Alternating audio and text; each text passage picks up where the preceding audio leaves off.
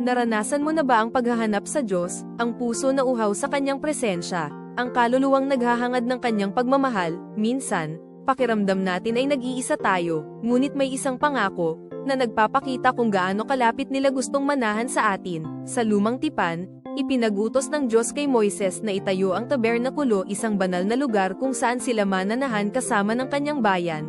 Bawat detalye ay ginawa ng may pagmamahal at pagsunod, hindi lang ito estruktura, kundi simbolo ng Kanyang pagiging Diyos na kasama natin. At nang matapos ang lahat, dumating ang sandali, sinasabi sa Exodo Kapitulo 40, 34, nang panahong iyon, tinakpan ng ulap ang tolda at napuno ng kaluwalhatian ng Panginoon ang tabernakulo. Ang kaluwalhatian ng Diyos ay hindi lang liwanag, ito ay Kanyang presensya, Kanyang pagmamahal na bumabalot sa lahat. Ito ang patunay ng Kanyang katapatan na manahan sa atin. Ngayon, hindi na kailangan ng pisikal na tabernakulo. Sa pamamagitan ni Kristo, ang Kanyang Espiritu ang nananahan sa ating mga puso. Ito ang pinakamalaking regalo ng pag-ibig, ang Diyos na kasama mo sa bawat sandali ng iyong buhay. Damhin Kanyang pagmamahal, yakapin Kanyang presensya. Ito ang tunay na kaganapan.